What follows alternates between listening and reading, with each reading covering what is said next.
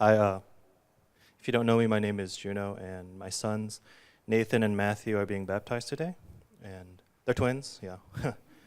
So I get asked a lot of the same questions. They're not identical. Twins don't run in either of our families. They were conceived naturally, and they were born naturally.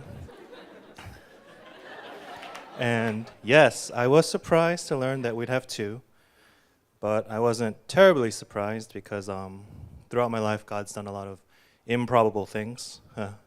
Some of them were interesting, some of them were weird, some of them were pretty scary.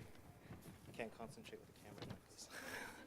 But ultimately, all these things that happened, they pointed to God and demonstrated His goodness in my life. And, whenever God does these things, you have the choice to trust in Him more, to surrender more of your life to Him. And that's the same again with these boys. My wife and I, we also have a 3-year-old daughter, Ariella. You might not know her because she probably won't look at you.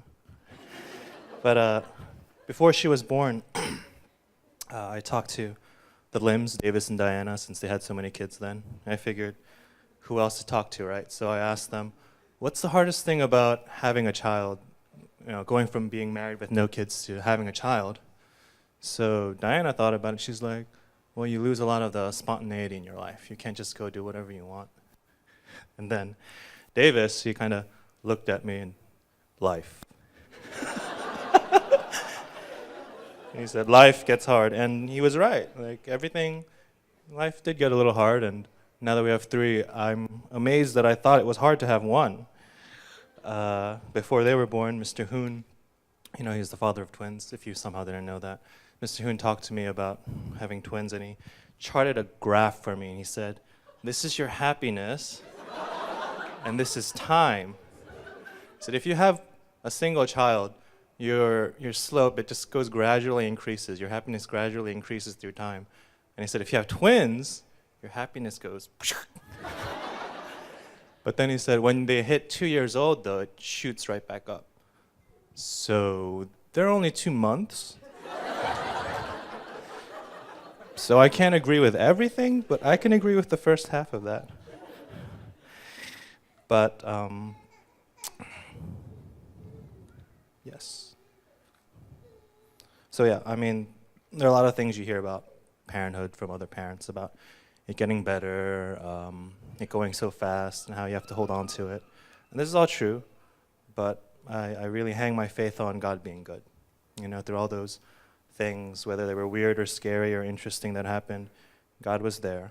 And that's what I take my comfort in. Not so much grinding it out and holding on to the hope that when they get a little older, I'll have some free time back, or when they get older, things will get easier. But I know He gave us the boys for a reason, and they are precious gifts, which that's why we named them what they did. Nathan means God has given. Matthew means the gift of God. So the baptism, as cute as the boys are, and my daughter was cuter at that age, I still know they need a savior. I know their biggest problem isn't eczema. That's not acid reflux. That's our biggest problem. But their biggest problem is that they were born into sin. Right?